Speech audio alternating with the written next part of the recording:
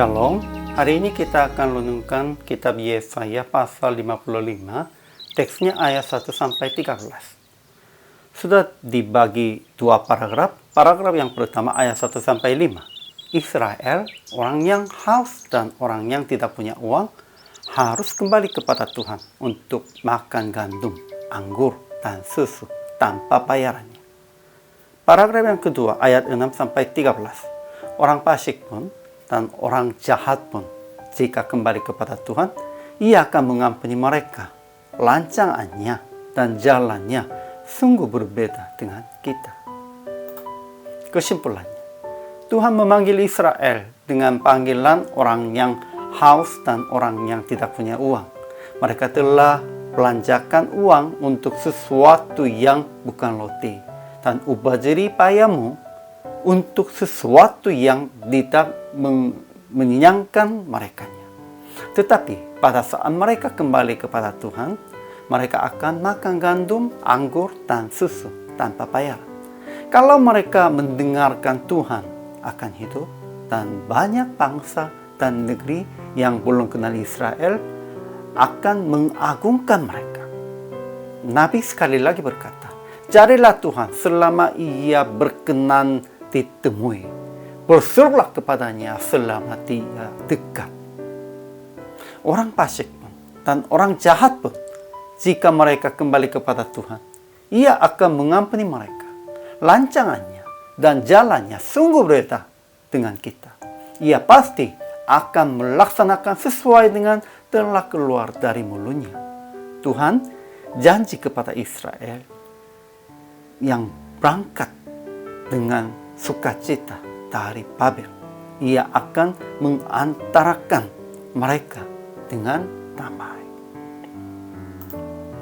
Ajaran tentang Allahnya. Pertama, Tuhan memanggil Israel dengan panggilan orang yang haus dan orang yang tidak punya uang.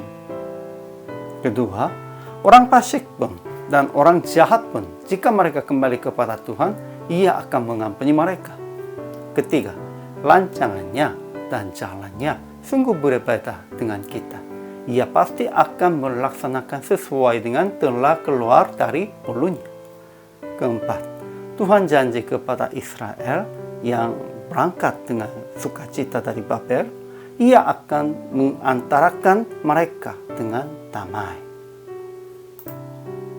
Ajaran tentang manusianya. Pertama, mereka telah belanjakan uang untuk sesuatu yang bukan roti, dan upah jerih payahnya untuk sesuatu yang tidak menyenangkannya. Kedua, tetapi pada saat mereka kembali kepada Tuhan, mereka akan makan gandum, anggur, dan susu tanpa bayar. Kalau mereka mendengarkan Tuhan, akan hidup, dan banyak bangsa dan negeri yang belum kenal Israel akan mengagungkan mereka. Ketiga, Nabi sekali lagi berkata, "Carilah Tuhan selama Ia berkenan ditemui. Berserulah kepadanya selama Ia dekat." Sehingga aplikasinya, pertama, jangan belanjakan uang untuk sesuatu yang bukan roti, dan upah jerih payah untuk sesuatu yang tidak mengenyangkan. Namun kita masih tetap menghabiskan uang, menghabiskan upah jerih payah untuk tidak kenyangkan kita, untuk bukan yang roti saja.